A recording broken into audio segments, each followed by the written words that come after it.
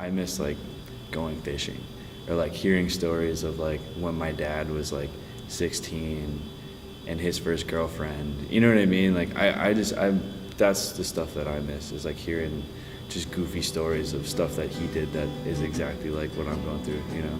It's just rad to hear that stuff.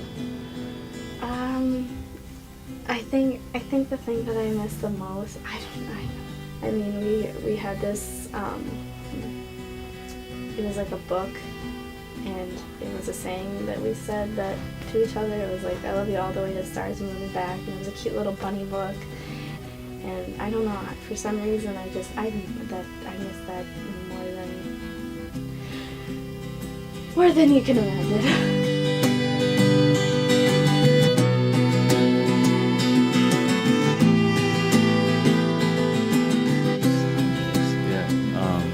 Talk to you. My name is Nick Gerads.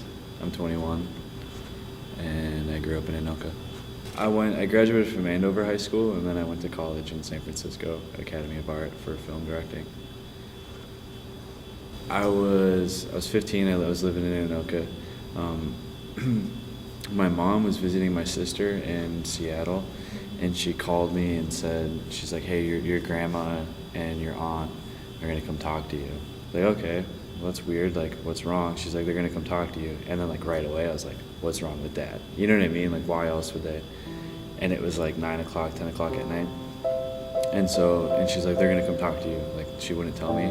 And so like 10 minutes later, they showed up at the door, and so I went down there, and they were all crying, and like there were tears in their eyes, and they're just like, "Nick, like, they found your dad like dead in his apartment last night or something, or like this morning or something." And like when they first told me, I was like so didn't know what to, like, I was fighting back a smile. Like it was so, you know what I mean? Like I didn't even know how to react. And so they're like, "Oh, do you want to come stay with us tonight or whatever?" And like I was like, "No, I think I'm okay." And like I didn't know, you know what I mean? And they're like, "Well, if you want to stay with us, whatever." I'm like, "No, I'm fine." And then I walked upstairs, like back to my room, and then as soon as I got to the top of the stairs, like my knees just like buckled, and like I just collapsed to the ground, and it like that's when it hit me. And then I just laid there and was just like a amoeba blob for like an hour. You know what I mean? Like just couldn't move and didn't understand what was going on, and I just laid there and thought about it.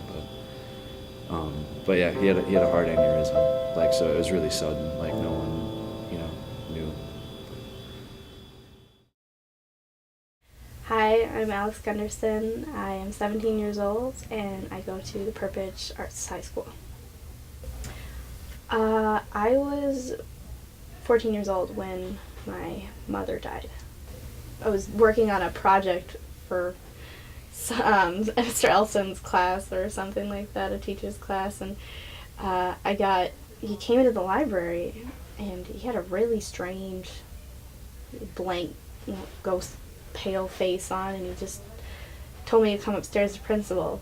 And I felt like I thought I'd done something really wrong, because I think I called someone like a bad name or something like that earlier, and I think anyways, I went upstairs, and we went into the office area, and my dad and my aunt and my stepmom, I think that was it, they sat me down, and for some reason I thought about my mom, but I just threw that idea out of my head the second that it went in. But as soon as they saw me, they started crying, I guess. And my dad, yeah, he sat me down and he said, "It's about your mom." And I said, "What about her?" And he just told me that she was no longer here, no longer with us. Some stupid, not stupid, but something that anyways. And I feel like I'm kind of blacked out after that. I mean, I remember, I think I threw a chair, or I wanted to throw a chair. We were trying to sell our house, and my mom kind of had it all planned out, I guess, and she left a note on the door, bottom by the door, and our realtor, who is also a friend of ours, and she saw the note, and the note basically said, you know, where my mom was in the house, and that, you know, blank had happened, whatever. And yeah. I remember like going fishing with them, you know, or something dorky, which like I don't even like fishing, but like going fishing with your dad always felt awesome. Because you just, I don't know. And not even like my dad was a big fisher, you know, but like, or we'd go to the arcade, you know, like not like my dad played video games, but he was always like down to go play video games with me. He would never spank me when I was a kid because he didn't want me to hate him. It's like, I don't want to spank him because he won't like me. It's like, that's just how nice my dad was, you know. It was Mother's Day, actually, and we went, and she, you know, when she had gotten sick, she didn't really like to go out as much, like to go be active and stuff, and so she asked me, do we want to go to the park? We drove to the park and we had a picnic, and I had a little electric scooter that I got, and you know, she went on the scooter. It was the weirdest thing. It doesn't seem like a big deal, but she got on the scooter and she started like going through the parking lot, and it was the funniest thing ever. But it was just kind of one of those things are gonna get better type of things. And yeah, and then like 4 days later, you know, the incident happened. I don't know, man. That's a heavy question. Like I really like I don't know. I mean, like it's I could hear him say one thing. I wish I could hear him laugh. Like that, I hear that all the time, and I wish I could hear it again. That'd be crazy. I feel like I talk to him all the time, but like just look at where the fuck I am. You know what I mean? Like, because I always like, I'm like, check this out. You know what I mean? Like, Dad, look at this. You know, like, I don't know. If you could say one thing to her, what would it be? I think that I miss her, and that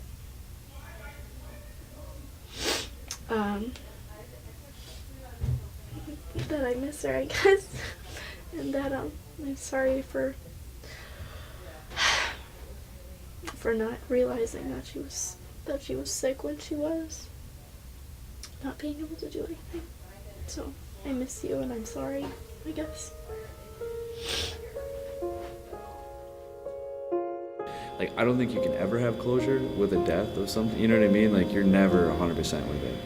But, like, as time goes on, it's easier to, like, understand and kind of cope and kind of feel more comfortable with it, you know? Like, it's not, anyone can come up to me and say, like, hey, so your dad died, how'd he die? You know what I mean? And I'd be like, oh, well, he had a heart aneurysm. Like, what? And I'll talk about it or whatever. It's not like I've had long enough that I can, you know, keep a straight face.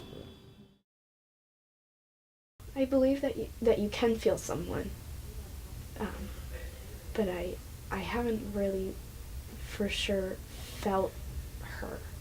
I don't think I've felt that yet. I mean, just like really, I mean, whether it is or whether it's not, it's comforting. You know what I mean? And like, I think I can say from my experience, like, was a good epiphany, I guess I had, was like I realized when I realized my dad, him dying was the best lesson anyone has ever taught me or ever could. That what I've learned from dealing with the death of my dad was better than any story, any lesson, anything anyone could ever tell me that I had to deal with on my own, you know? I remember when that was a while, it took me a while to realize that, but that made me feel a little bit better. You can't give up on yourself. All of our parents are going to pass. And everybody should know that when that time comes, that you have to stay strong, because if you lose yourself, finding your way back is hard. So that's what I would say.